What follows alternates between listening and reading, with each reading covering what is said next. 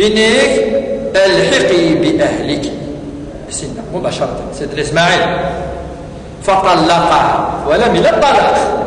أن بين الطلاق إلى الزواج الصحيح. الزواج الصحيح سيزيك إلا سيزيك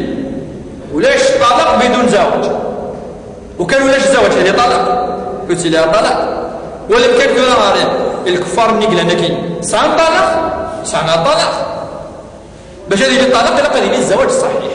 بعد نيني الزواج الصحيح سيدنا إبراهيم إدنا هضر زكنا فلاش ليثورق سيدنا إسماعيل أخاطر إسماعيل ذي جديس من الرسول صلى الله عليه وسلم إلا قلنا سبا كيفاش نهضر هذه لي صافي ولا قال هذه لي كيسجيك النسب يعني الصفاء نسب الرسول صلى الله عليه وسلم إلا قال هذه البرة هذه إلا قال أن الحفلة أدنيني ولاش الشك ويديك شي ماء حرام في الماس من الشجرة الطاهرة. إذن الناس الحقي بأهلك فطلقها وتزوج منهم أخرى يبوي تبطوث السنف ليس إلا تخنيهم يعني إن يكفى لبث عنهم إبراهيم ما شاء الله يقيم شوية يغلب فلسطين بطوثيس ثم زوروه وهي صار ثم أتاهم بعد ذلك فلم يجدوه وزيد يفارق إنك فدخل على امرأته فسألها نفس الشيء نفس الأسئلة نفس يعني تقريب كل شيء إلا أن المرأة يجي أجوز تجاوب ثنيس نحن بخير وسعة وأثنت على الله الحمد ربي ثنيس الحمد لله شكر لله نحن صابرين الناس ما طعامكم قالت اللحمة قال فما شرابكم قالت الماء قال اللهم بارك لهم في اللحم والماء والنبي صلى الله عليه وسلم شو ولم كلمة الرسول صلى الله عليه وسلم تأدبا مع سيدنا إبراهيم الخليل قال الرسول صلى الله عليه وسلم ولم يكن لهم يومئذ حبة الحبة ما ديال الزروع ثمار ولا حد ذي أشجار الطبر إسعان وسعان الماء دونك سعان الطبر إصحى ولو وقع الرسول كي قال ولو كان لهم دعا له فيه إنه يعني وكان للنمور بيض في اللي دعا سيدنا إبراهيم أسني بارك ربي لكل شيء أفاش من السنة كل حاجة لقد اللهم بارك لنا فيه كل حاجة يقول الأكل يعني الأفجر كل شيء وقال المعنى من السنة سنة الرسل والأنبياء قال فهما لا يخلو عليهما أحد بغير مكة إلا لم يوافقاه يعني سن المراجع تجوتين لأهل مكة الماء والتمر حتى سماه النبي صلى الله عليه وسلم الأسودان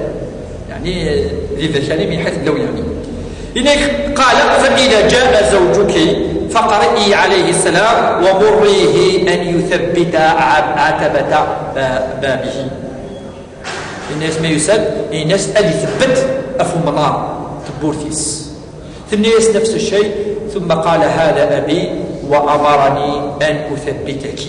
يعني أن تطلق رأى أمثل مزوار ثاني حيث أمرني أن أمسكك أو أن أمسكك ثم لبث عنه ما شاء إذن زيارتين الزيارة الثالثة إذن إفكار سيدنا إبراهيم الدرينس إسماعيل ثم لبث عنه ما شاء الله ثم جاء بعد ذلك وإسماعيل يبري نبلا إلى يجطي ماذا لفلاش إنه يغل سيدنا إسماعيل يعني ماهرا في الرمي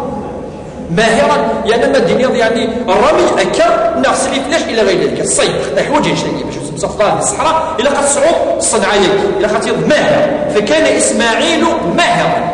ولا يعني يجطي في قارك السهل يعني اللي فلاش نت الطيب فكان قادما تلقى غنى امام البيت فاقبل سيدنا ابراهيم الخليل عليه وكان تحت الدوحه دو شجره ندنا شجره مباركه كاع شجره ولا ذيك سقسيه يعني تسوكس ولا شي الى غير ذلك يعني على كل حال مما يعني في بعض الاحيان مثلا الحاج ذاك فهم الحاج شجره صح هكا حال وكي يصار موت 4000 سنة نهدر كتميضة ولكن أخطأ ذكرت في الحديث عدة مرات الشجرة المباركة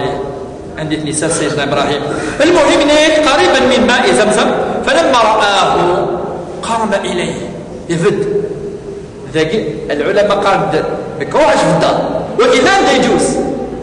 من بينه أن يكون الإنسان مسافر فيقبل بين المسافر يسأل ذي الأدب في الدار وكي من الآداب أتفدو سخيمي راكي مسافر شحال قلت ولا طار أتفدو وكانت تسلم في الناس صح ذاك إذن من حيث الفقه إنيك. فلما رآه قام إليه فصنع كما يصنع الوالد بالولد والولد بالوالد. أما يحن وليس الولي فافاس يحن وليس يوكل الولي ميس يعني تعانق يعني شحال قلت ولا لا سنوات ماشي شهر سنوات كثيرة سنوات إنيك. ثم قال يا إسماعيل إن الله أمرني بأمر يتسون الأمر. قال مباشرة وكيف سيد إسماعيل هذا كما زالت ليس نبيا شو سيدنا هذا مباشرة قال فاصنع ما أمرك ربك أخذ منك دينار ربي الابن الصالح. إنه قال وتعينني أي تعمل يا إسماعيل؟ قال وأعينك سأعينك كعونا عينك دينار ربي خدمت أخدمه وكعونا. قال فإن الله أمرني أن أبني هنا بيتا ربي أمرين يوكنا ذنو ذاكي ينخان يون البيت لا عندك إلا ماء زمزم